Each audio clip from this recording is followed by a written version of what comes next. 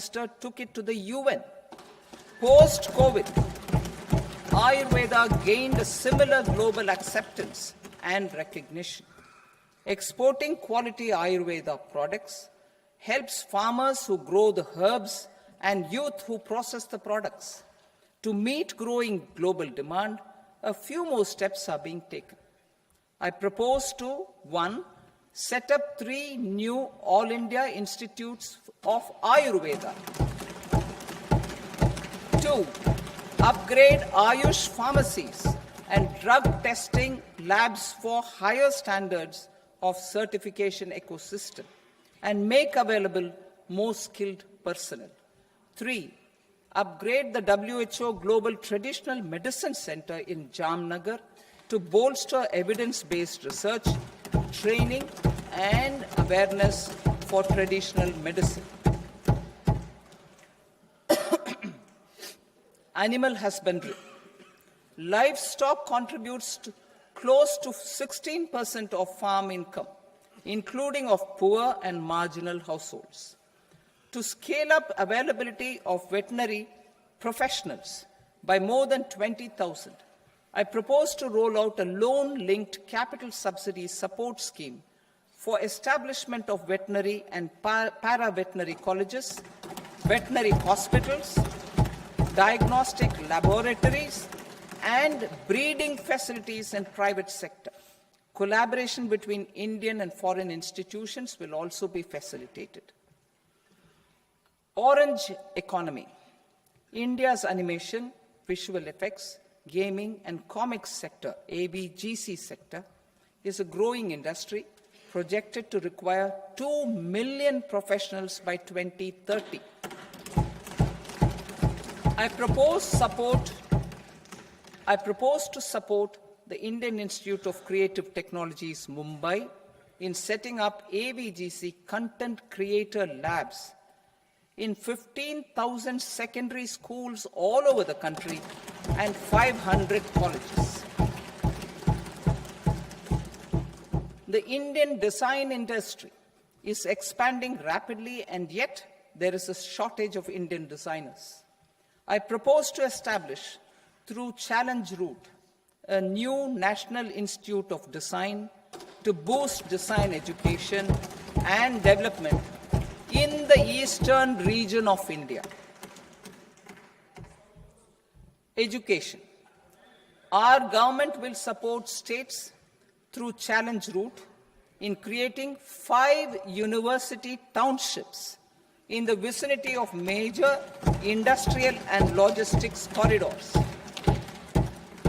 These planned academic zones will host multiple universities, colleges, and research institutions, skill centers, and residential complexes. In higher education, STEM institutions, prolonged hours of study and laboratory work pose some challenges for girl students. Through VGF, Viability Gap Funding and capital support, 1 girls' hostel will be established in every district.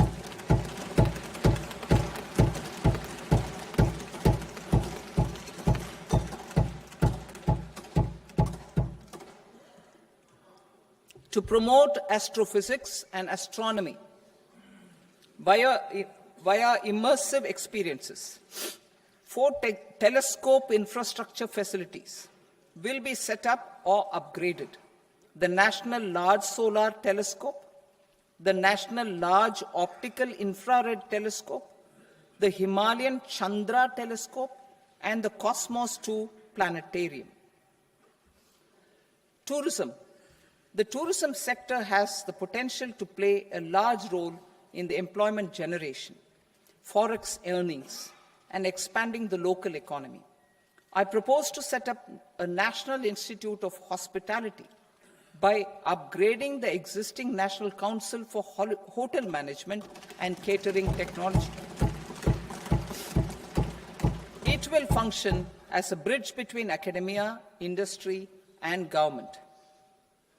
I also propose a pilot scheme for upskilling 10,000 guides in 20 iconic tourist sites through a standardized, high-quality, 12-week training course in hybrid mode in collaboration with the Indian Institute of Management. A national destination digital knowledge grid will be established to digitally document all places of significance, cultural, spiritual, and heritage. This initiative will create a new ecosystem of jobs for local researchers, historians, content creators, and technology partners. India has the potential and opportunity to offer world-class trekking and hiking experience. We will develop ecologically sustainable mountain trails in Himachal Pradesh, Uttarakhand, and Jammu Kashmir. Also in Araku Valley in the Eastern Ghats and Podigai Malai in the Western Ghats. Turtle trails along key nesting sites in the coastal areas of Odisha, Karnataka, and Kerala. And 3, bird watching trails along the Pulikat Lake in Andhra Pradesh, Tamil Nadu. It's on the border. Under the visionary leadership of Honorable Prime Minister, we established the International Big Cat Alliance in 2024. This year, India is hosting the first ever Global Big Cat Summit, where heads of governments and ministers from 95 range countries will deliberate on collective strategies for conservation. Heritage and culture tourism. I propose to develop 15 archaeological sites, including Lothal, Dholavira, Rakhigarhi, Adichanallur, Saranath, Hastinapur, and Leh Palace into vibrant experiential cultural destinations. Excavated landscapes will be open to the public through curated walkways. Immersive storytelling skills and technologies will be introduced to help conservation labs, interpretation centers, and guides. The sports sector provides multiple means of employment, skilling, and job opportunities.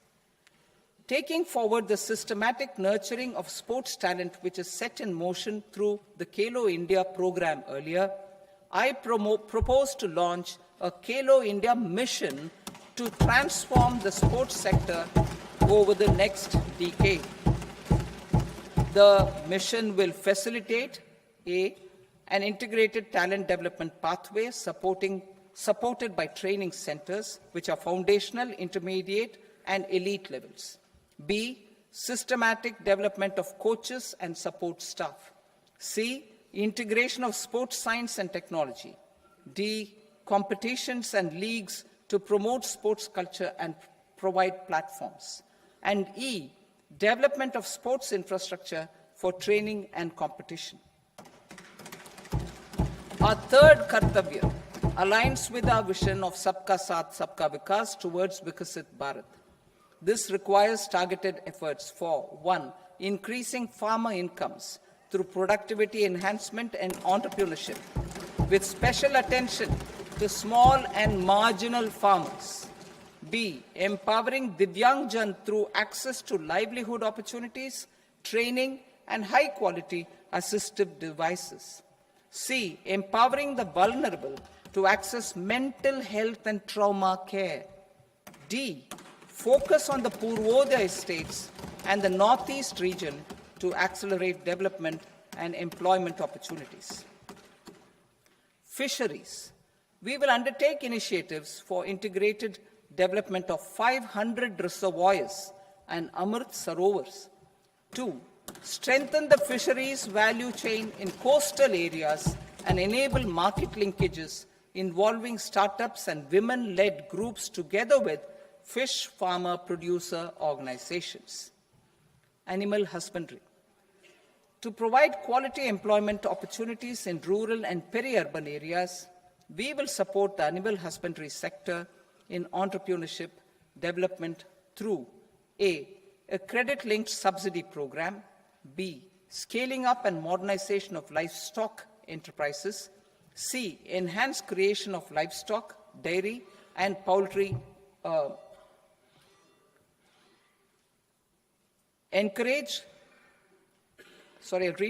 enhanced creation of livestock, dairy, and poultry-focused integrated value chains, and D, encourage creation of livestock farmer-producer organizations. High-value agriculture. To diversify farm outputs, increase productivity, enhance farmers' incomes, and create new employment opportunities, we will support high-value crops such as coconut, sandalwood, cocoa, cashew in the coastal areas, agar trees in northeast, and nuts such as almonds, walnuts, and pine nuts in our hilly regions. All of them will be supported. India is the world's largest producer of coconuts. About 30 million people, including nearly 10 million farmers, depend on coconuts for their livelihood. To further enhance competitiveness in coconut production, I propose a coconut promotion scheme to increase production and enhance productivity through various interventions, including replacing and non-productive trees with new saplings or plants or varieties in major coconut growing states. A dedicated program is proposed for Indian cashew and cocoa to make India self-reliant in raw cashew and coconut production and processing, enhance export competitiveness, and transform Indian cashew and Indian cocoa into premium global brands by 2030. Sandalwood. Sandalwood is closely linked to India's social and cultural heritage. Our government will partner with state governments to promote focused cultivation and post-harvest processing to restore the glory of the Indian sandalwood ecosystem, to rejuvenate old, low-yielding orchards, and expand high-density cultivation of walnuts, almonds, and pine nuts. We will support a dedicated program to enhance farmer incomes and in bringing value addition by engaging youth. Bharat Vistar, that is virtually integrated system to access agricultural resources. I propose to launch Bharat Vistar, a multilingual AI tool that shall integrate the AgriStack portals and the ICAR package on agricultural practices with AI systems. This will enhance farm productivity, enable better decisions for farmers, and reduce risk by providing customized advisory support. She-Marts for rural women-led enterprises. Building on the success of Lakpati Didi program, I propose to help women take the next step from credit-linked livelihoods to being owners of enterprises. Self-help entrepreneur, She-Marts will be set up as community-owned retail outlets within the cluster-level federations through enhanced and innovative financing instruments. Empowering Divyangjan. Divyangjan Kaushal Yojana. Information technology, AVGC sectors, hospitality and food and beverages sectors often offer task-oriented and process-driven roles which are suitable for Divyangjan. We will ensure dignified livelihood opportunities through industry-relevant and customized training specific to each Divyangjan group. Divyang Sahara Yojana. Timely access to high-quality assistive devices for all eligible Divyangjan is a fundamental need. I propose to 1. Support the Artificial Limbs Manufacturing Corporation of India, ALIMCO, to set up and to scale up production of assistive devices, invest in R&D and AI integration, strengthen PM Divyasha Kendras, and support setting up of assistive technology marts as modern retail style centers where Divyangjan and senior citizens can see, try, and purchase assistive products. Reaffirming our commitment to mental health and trauma care. There are no national institutes for mental health care in North India. We will therefore set up a NIMHANS 2 and also upgrade national mental health institutes in Ranchi and in Tezpur as regional apex institutions. Emergencies expose families, particularly the poor and vulnerable, to unexpected expenditure. We will strengthen and increase these capacities by 50% in district hospitals by establishing emergency and trauma care centers. Focus on Purvodaya states and northeastern regions. Purvodaya. I propose the development of an integrated East Coast industrial corridor with a well-connected node at Durgapur, creation of 5 tourism destinations in 5 Purvodaya states, and the provision of 4,000 e-buses. Buddhist sites in northeastern region. The northeastern region is a civilizational confluence of Theravada and Mahayana or Vajrayana traditions. I propose to launch a scheme for development of Buddhist circuits in Arunachal Pradesh, Sikkim, Assam, Manipur, Mizoram, and Tripura. The scheme will cover preservation of temples and monasteries, pilgrimage interpretation centers, connectivity, and pilgrim amenities. 16th Finance Commission. On 17th November 2025, the 16th Finance Commission submitted its report to the President. As mandated under Article 281 of the Constitution, the government is to lay the report along with the explanatory memorandum on the action taken report on the recommendations of the Commission in Parliament, which, Sir, Honourable Speaker, you've allowed me to do at the commencement of this session. The government has accepted the recommendation of the Commission to retain the vertical share of devolution at 41%. As recommended by the Commission, I have provided 1.4 lakh crores of rupees to the states for the year 2026-2027 as Finance Commission grants. These include rural and urban local body and disaster management grants. Fiscal consolidation. Government has been delivering on our fiscal commitments consistently without compromising on social needs. To strive towards accepted standards of fiscal management in Budget 25-26, I had indicated that the central government would target reaching a debt-to-GDP ratio of 50 plus or minus 1% by 2030-31. In line with this, the debt-to-GDP ratio is estimated to be 55.6% of GDP in BE 26-27, compared to 56.1% of GDP in RE 25-26. A declining debt-to-GDP ratio will gradually free up resources for priority sector lending and expenditure by reducing the outgo on interest payments. One of the main operational instruments for debt targeting is the fiscal deficit. I am happy to inform this august House that I have fulfilled my commitment made in 2021-2022 to reduce fiscal deficit below 4.5% of GDP by 25-26.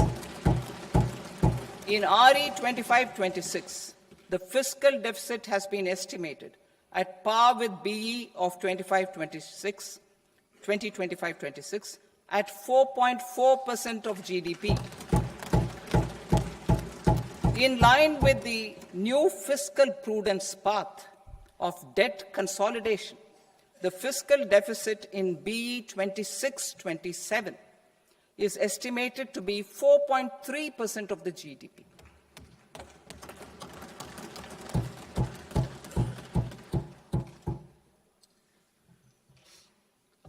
The revised estimates of the non-debt receipts are 34 lakh crore rupees, of which the centre's net tax receipts are 26.7 lakh crore. The revised estimate of the total expenditure is 49.6 lakh crore rupees, of which the capital expenditure is about 11 lakh crores. Budget estimates 2026 to 2027. Coming to 26-27, the non-debt receipts and the total expenditure are estimated as 36.5 lakh crore and 53.5 lakh crore respectively. The centre's net tax receipts are estimated at 28.7 lakh crore rupees. To finance the fiscal deficit, the net market borrowings from dated securities are estimated at 11.7 lakh crore rupees.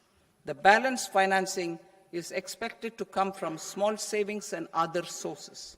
The gross market borrowings are estimated at 17.2 lakh crore rupees. I'll now move to Part B. Part B, direct taxes.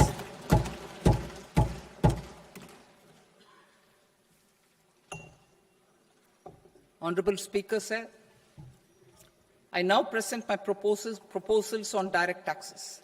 New Income Tax Act. In July 2024, I announced a comprehensive review of the Income Tax Act 1961.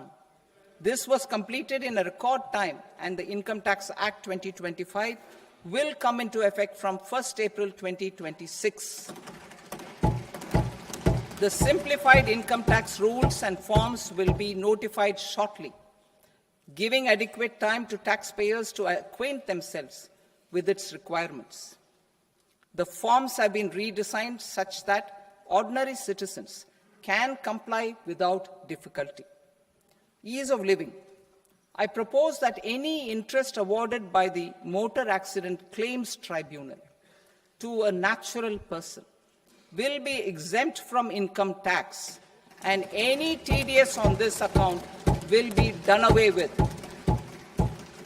I propose to reduce TCS rate on the sale of overseas tour program package from the current 5% and 20% to 2% without any stipulation of amount. I propose to reduce TCS rate for pursuing education and for medical purposes under the Liberalized Remittance Scheme, popularly known as LRS, from 5% to 2%. Supply of manpower services is proposed to be specifically brought within the ambit of payment to contractors for the purpose of TDS to avoid ambiguity. Thus, TDS on these services will be at the rate of either 1% or 2% only. I propose a scheme for small taxpayers, wherein a rule-based automated process will enable obtaining a lower or nil deduction certificate instead of filing an application with the assessing officer. For the ease of taxpayer holding securities in multiple companies, I propose to enable depositories to accept Form 15G or Form 15H from the investor and provide it directly to various relevant companies. I propose to extend time available for revising returns from 31st December to up to 31st March with the payment of a nominal fee. I also propose to stagger the timeline for filing of tax returns. Individuals with ITR 1 and ITR 2 returns will continue to file till 31st July, and non-audit business cases or trusts are proposed to be allowed time till 31st August.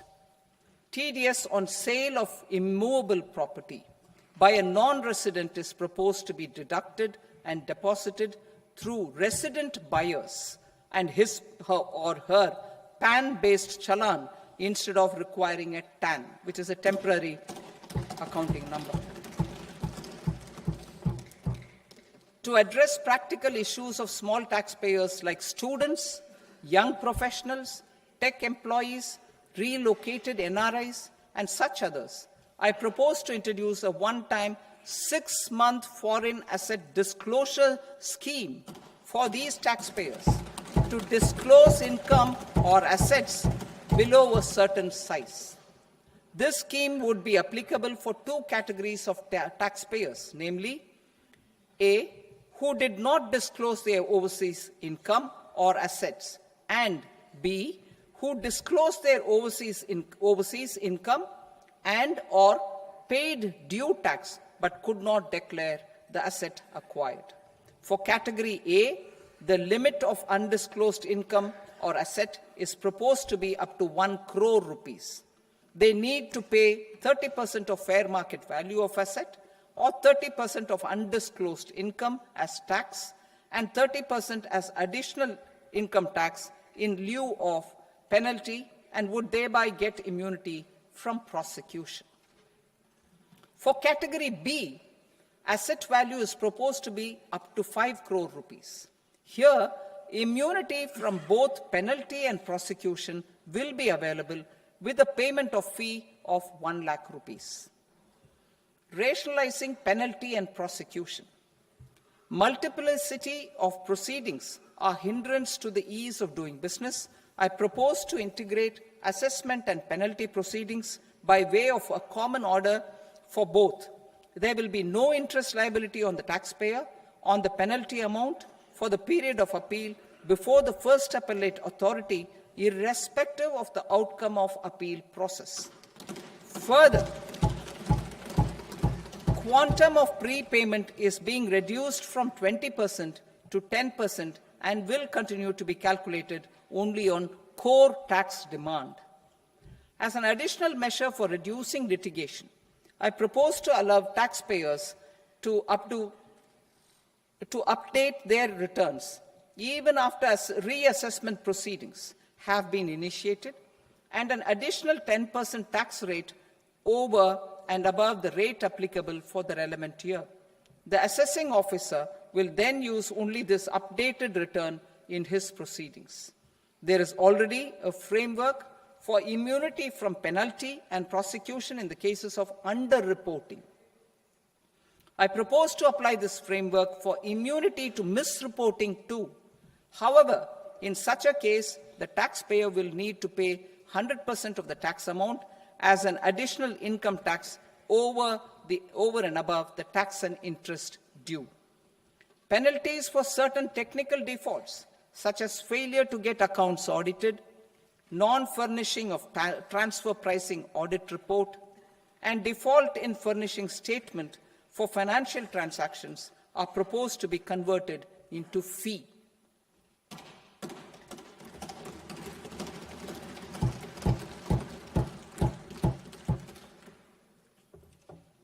I propose to rationalize prosecution framework under Income Tax Act while maintaining a careful balance for deterrence in some serious offence. Non-production of books of account and documents and requirement of TDS payment where payment is made in kind are being decriminalized. Further, minor offences will attract fine only. The remaining prosecutions will be graded commensurate with the quantum of offence. They will entail only simple imprisonment with maximum imprisonment reduced to 2 years and power to courts to convert even those into fines. There is no penalty. There is no penalty presently for non-disclosure of non-immovable foreign assets with aggregate value less than 20 lakh rupees.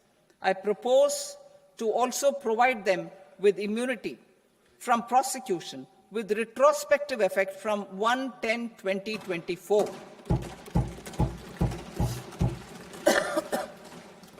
Cooperatives. Deduction is already allowed to a primary cooperative society engaged in supplying milk, oilseeds, fruits or vegetables raised or grown by its members. I propose to extend this deduction to also include supply of cattle feed and cotton seed produced by its members. I propose to allow inter-cooperative society dividend income as deduction under the new tax regime to the extent it is further distributed to its members. I further propose to allow exemption for a period of 3 years to dividend income received by a notified national cooperative federation on their investments made in companies up to 31/1/2026. This exemption would be allowed only for dividends further distributed to its member cooperatives. Supporting IT sector as India's growth engine. India is a global leader in software development services, IT-enabled services, knowledge process outsourcing services, and contract R&D services relating to software development. These businesses and their segments are quite interconnected with each other. All these services are proposed to be clubbed under a single category of information technology services with a common safe harbor margin of 15.5% applicable to all. The threshold for availing safe harbor for IT services is being enhanced substantially from 300 crore rupees to 2,000 crore rupees. Safe harbor for IT services shall be approved by an automated rule-driven process without any need for tax officer to examine and accept the application. Once applied by an IT services company, the same safe harbor can be continued for a period of 5 years at a stretch at its choice. For IT services companies who want to conclude advanced pricing agreement, APA, I propose to fast-track unilateral APA process for IT services and endeavor to conclude it within a period of 2 years. The period of 2 years can be extended by a further period of 6 months on taxpayers' request. I propose to extend the facility of modified returns available to the entity entering APA to its associated entities also. Attracting global business and investment. Recognizing the need to enable critical infrastructure and boost investment in data centers, I propose to provide tax holiday till 2047 to any foreign company that provides cloud services to customers globally by using data center services from India. It will, however, need to provide services to Indian customers through an Indian reseller entity. I also propose to provide a safe harbor of 15% on cost in case the company providing data center services from India is a related entity. To harness the efficiency of just-in-time logistics for electronic manufacturing, I propose to provide safe harbor to non-residents for component warehousing in a bonded warehouse at a profit margin of 2% of the invoice value. The resultant tax of about 0.7% will be much lower than in competing jurisdictions. To provide fillip to toll manufacturing in India, I propose to provide exemption from income tax for 5 years to any non-resident who provides capital goods, equipment, or tooling to any toll manufacturer in a bonded zone.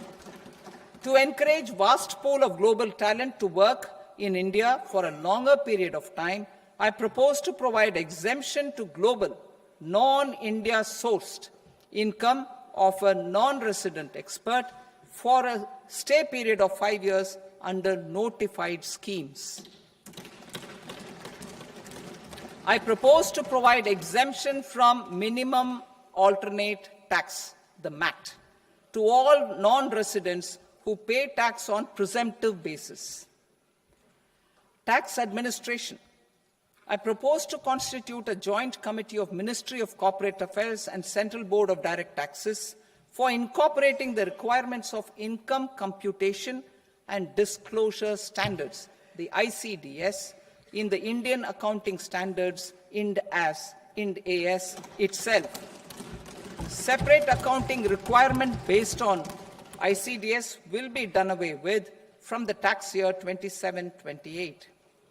To support Prime Minister Modi's vision of homegrown accounting and advisory firms to become global leaders, I propose to rationalize the definition of accountant for the purposes of safe harbor rules. Other tax proposals. Change in taxation of buyback was brought in to address the improper use of buyback route by promoters. In the interest of minority shareholders, I propose to tax buyback for all types of shareholders as capital gains. However, to disincentivize misuse of tax arbitrage, promoters will pay an additional buyback tax. This will make effective tax 22% for corporate promoters. For non-corporate promoters, the effective tax will be 30%. TCS rate for sellers of specific goods, namely alcoholic liquor, scrap, and minerals, will be rationalized to 2%, and that on Tendu leaves will be reduced from 5% to 2%. I propose to raise the STT on futures to 0.05% from the present 0.02%. STT on options premium and exercise of options are both proposed to be raised to 0.15% from the present rate of 0.1% and 0.125% respectively. We reformed the taxation landscape for corporates in 2019 by providing them a simplified regime with lower tax rate so that they could productively focus on business rather than on claim of deductions and exemptions. To encourage companies to shift to the new regime, set off of brought forward MAT credit, minimum alternate tax credit, is proposed to be allowed to companies only in the new regime. Set off using available MAT credit is proposed to be allowed to an extent of 1/4 of the tax liability in the new regime. MAT is proposed to be made final tax, so there will be no further credit accumulation from 1st April 2026.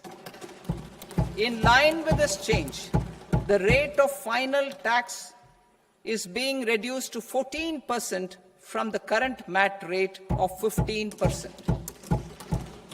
The brought forward MAT credit of taxpayers accumulated till 30th March 2026 will continue to be available to them for set-off as above. Indirect taxes. I shall now take up proposals related to indirect taxes. My proposals for customs and central excise aim to further simplify the tariff structure, support domestic manufacturing, promote export competitiveness, and correct inversion in duty. To continue weeding out long-continuing customs duty exemptions, I propose to remove certain exemptions on items which are being manufactured in India or where the imports are negligible. Similarly, to further simplify the process of ascertaining the rate of duty applicable on a particular item, I propose to incorporate certain effective rates in various customs notifications to the tariff schedule itself. I shall now take up sector-specific proposals. Promotion of exports of marine, leather, and textile products. I propose to increase the limit for duty-free imports of specified inputs used for processing seafoods for export from the current 1% to 3% of FOB value of the previous year's export turnover. I also propose to allow duty-free imports of specified inputs, which is currently available for exports of leather or synthetic footwear, to exports of shoe uppers as well. I propose to extend the time period for export of final product from the existing 6 months to 1 year for exporters of leather or textile garments, leather or synthetic footwear, and other leather products. Energy transition and security.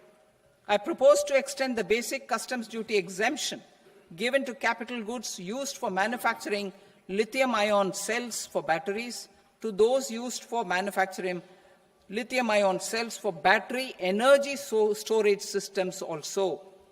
I propose to exempt basic customs duty on import of sodium antimonate for use in manufacture of solar glass. Nuclear power. I propose to extend the existing basic customs duty exemption on imports of goods required for nuclear power projects till the year 2035 and expand it for all nuclear plants irrespective of their capacity. Critical minerals. It is proposed to provide basic customs duty exemption to the import of capital goods required for the processing of critical minerals in India.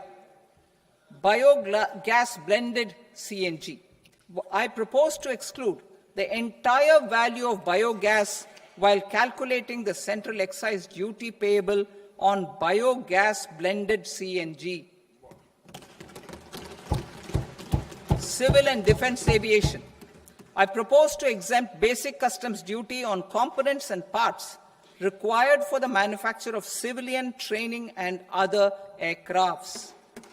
It is proposed to exempt basic customs duty on raw materials imported for the manufacture of parts of aircraft to be used in maintenance, repair, or overall requirements by units in the defense sector. Electronics.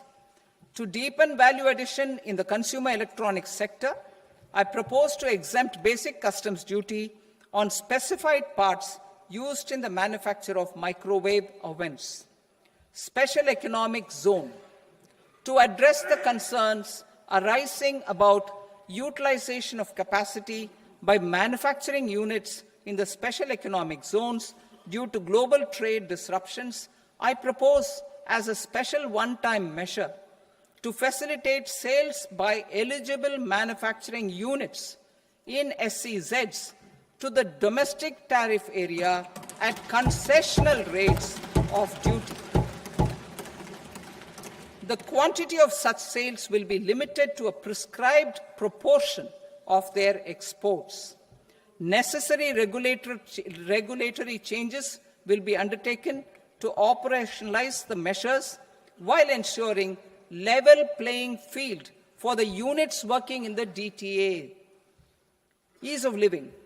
To rationalize the customs duty structure for goods imported for personal use, I propose to reduce the tariff rate on all dutiable goods imported for personal use from 20% to 10%. To provide relief to patients, particularly those suffering from cancer, I propose to exempt basic customs duty on 17 drugs or medicines. I propose also to add 7 more rare diseases for the purposes of exempting import duties on personal imports of drugs, medicines, and food for special medical purposes used in their treatment. Customs process. India's role and share in the global trade is poised for a major leap in line with our ambition and journey towards Vikasit Bharat.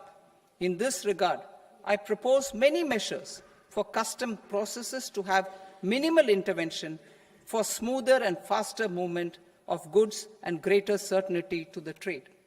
Trust-based systems. I propose to enhance duty deferral period for Tier 2 and Tier 3 authorized economic operators, known as AEOs, from 15 days to 30 days. I propose to provide eligible manufacturer importers the same duty deferral facility. This should encourage them to get themselves accredited as a full-fledged Tier 3 AEO in due course. To provide greater certainty and for better business planning, I propose to extend validity period of advance ruling binding on customs from the present 3 years to 5 years. In the spirit of the whole of government approach,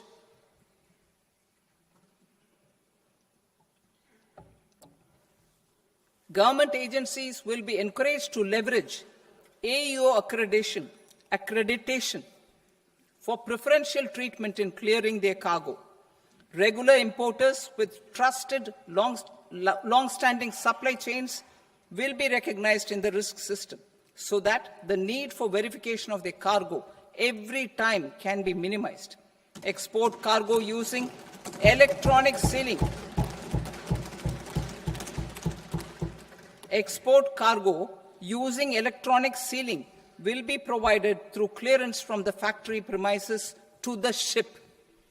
For import of goods not needing any compliance, filing of bill of entry by a trusted importer and arrival of goods will automatically notify customs for completing their clearance formalities. This will enable goods to be released immediately on arrival. The customs warehouse framework will be transformed into a warehouse operator-centric system with a self-declarations, electronic tracking, and risk-based audit. These reforms will move away from the current system of officer-dependent approvals and reduce transaction delays and compliance costs. Ease of doing business. Approvals required for cargo clearance from various government agencies will be seamlessly processed through a single and interconnected digital window by the end of the financial year. Processes involved in clearance of food, drugs, plant, and animal and wildlife products, accounting for about 70% of interdicted cargo, will be operationalized on this system by April 2026 itself. For goods not having any compliance requirement, clearance will be done by customs immediately after online registration is completed by the importer, subject to the payment of duty. Customs integrated system will be rolled out in 2 years as a single integrated and scalable platform for all customs processes.